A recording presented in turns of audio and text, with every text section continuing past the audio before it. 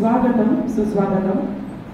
कौतुकाची एकच थाप पुरेशी असते पुढील यशस्वी वाटचाल करण्यासाठी।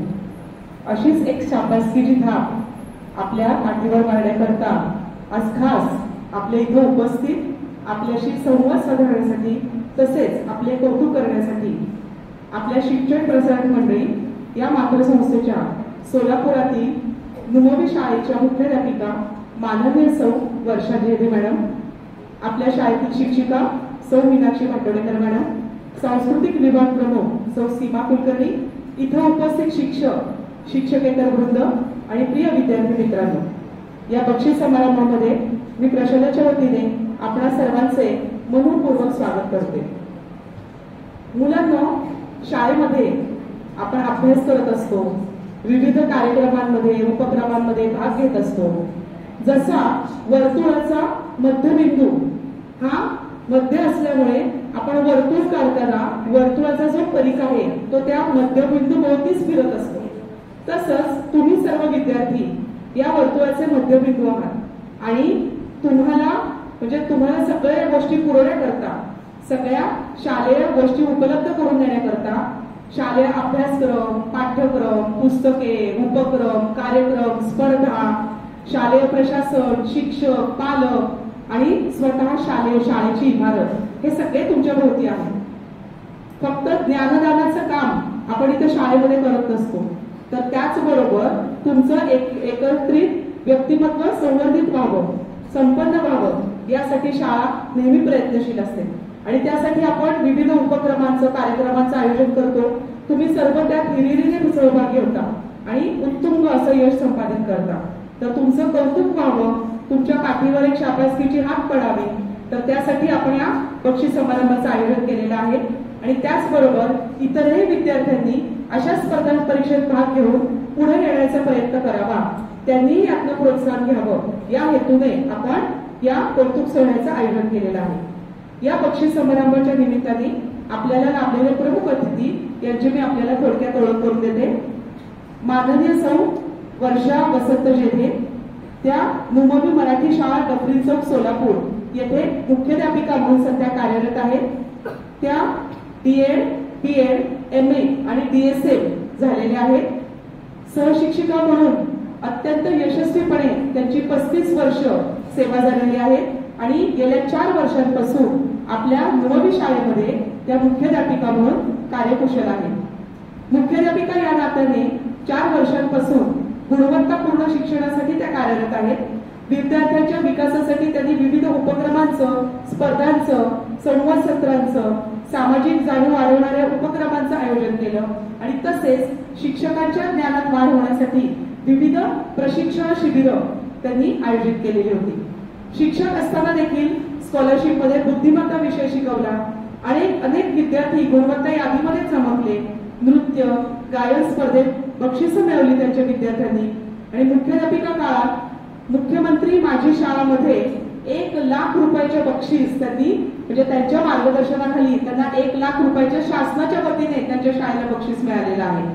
स्वच्छता मॉनिटर मध्ये महाराष्ट्र राज्यात बेस्ट 25 मध्ये त्यांच्या शाळेची निवड झाली। शिक्षण मंत्र्यांच्या हस्ते बक्षीस प्राप्त झालेलं आहे। प्राथमिक शिक्षण मंडळाकडून उपक्रमशील शाळा पुरस्काराने त्यांना सन्मानित करण्यात आलेलं होतं। संस्कृत समूहगीत स्पर्धेत त्यांच्या शाळेचा प्रथम क्रमांक आलेला आहे। दैनिक लोकमतच्या वतीने विठ्ठलाच्या दारी निघाली चिमुकल्यांची वारी या स्पर्धेमध्ये देखील जी स्पर्धा आषाढी एकादशीच्या निमित्ताने घेण्यात येते, तर त्या स्पर्धेत देखील सलग 4 वर्ष त्यांना बक्षीस प्राप्त झालेलं आहे। कार्यक्रम सहभाग व अनुभव, विविध शाळा तसेच इतर कार्यक्रमात परीक्षक म्हणून त्यांना नेमण्यात आलेलं होतं।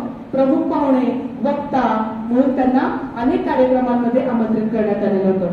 त्यांना वाचनाची, प्रवासाची आणि सामाजिक कार्याची विशेष आवड आहे आणि सर्वात महत्त्वाचं म्हणजे त्या आपल्या शाळेच्या हितचिंतक आहेत आणि माझ्या खूप चांगल्या मैत्रीण आहेत। त्यांचं नेहमी मला प्रत्येक गोष्टीसाठी मार्गदर्शन लाभत असतं। अशा या बहुआयामी व्यक्तिमत्व असलेल्या वर्षा जेधे मॅडम आज आपल्या इथं तुमचं कौतुक करण्यासाठी प्रमुख अतिथी म्हणून आपल्या शाळेत उपस्थित आहेत। मी त्यांच्या शाळेच्या वतीने मनपूर्वक स्वागत करते। आमच्यासाठी कायमचा आदर्श ठरला। आज या नव्या टप्प्यावर तुमचं आयुष्य घेणार नवीन वळण। शब्द अपुरे पडतील तुमचं कौतुक सांगायला.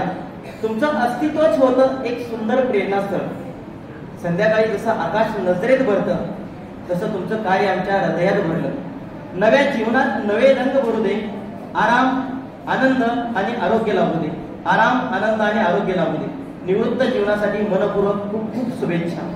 प्रेम, सन्मान, भरभरून आनंद मिळावा. धन्यवाद.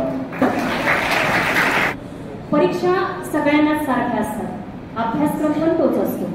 मार्गदर्शकही तेच असतात. तरीही काही विद्यार्थीच यश मिळवतात. असं का बरं होतं? कारण विजेते कोणत्या वेगळ्या गोष्टी करत नाहीत, तर ते प्रत्येक गोष्ट वेगळेपणाने करतात आणि म्हणूनच ते विजेते ठरतात. हेच आज या यशस्वी विद्यार्थ्यांनी आपल्याला दाखवून दिले. काही माणसं साधीच असतात, पण त्यांच्या साधेपणात एक मोठेपणा दडलेला असतो.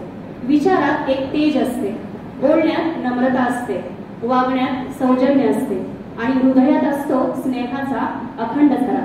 आणि अशाच आपल्या आजच्या प्रमुख पाहुण्या माननीय जेठे मॅडम, मी त्यांना विनंती करते की त्यांनी या ठिकाणी आपले मनोगत व्यक्त करावे. वाजल्यानंतर काय होईल?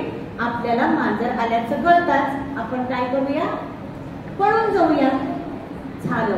पण त्याच्यामध्ये एक छोटासा उंदीर हुशार होता बरं का.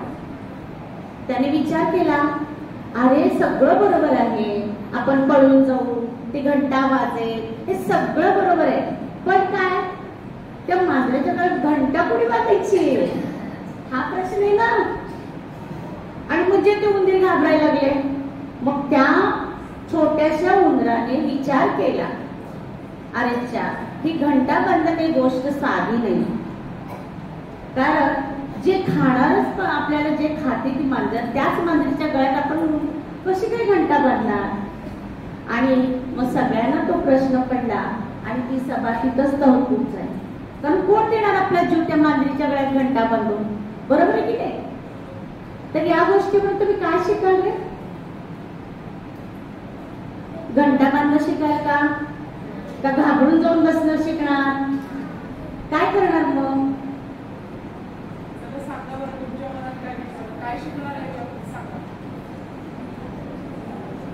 हा बोल दादा. बरोबर, आपल्याला काय केलं पाहिजे? प्रयत्न केले पाहिजे.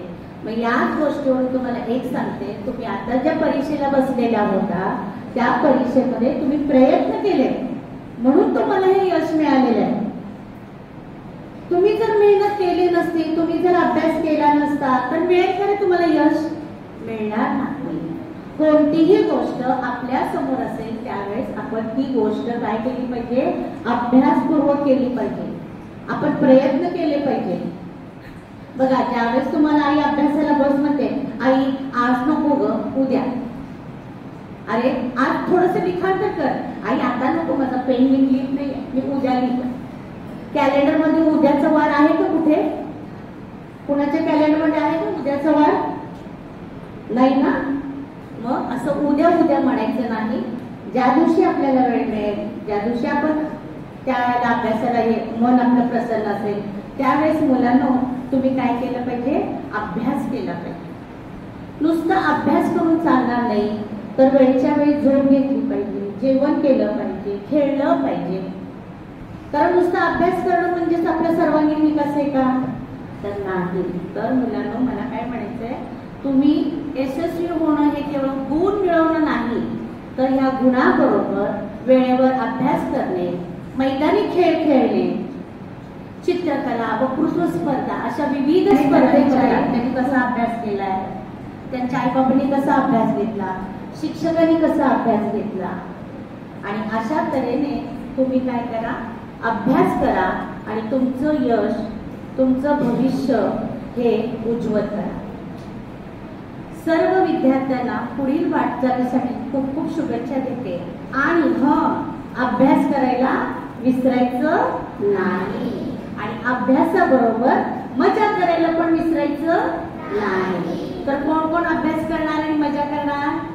अरे वा, छान मॅडम. खरंच मुलं खूप सुरेख आहेत बरं का. छान छान मुलांनो. मॅडमनी मला इथं बोलवलं, प्रमुख पाहुणे म्हणून मला मान दिला, माझा इथे सन्मान केला, याबद्दल मी बागेवाडी मॅडमचे खूप खूप धन्यवाद आहे. आणि माझं इथं संपवते. धन्यवाद.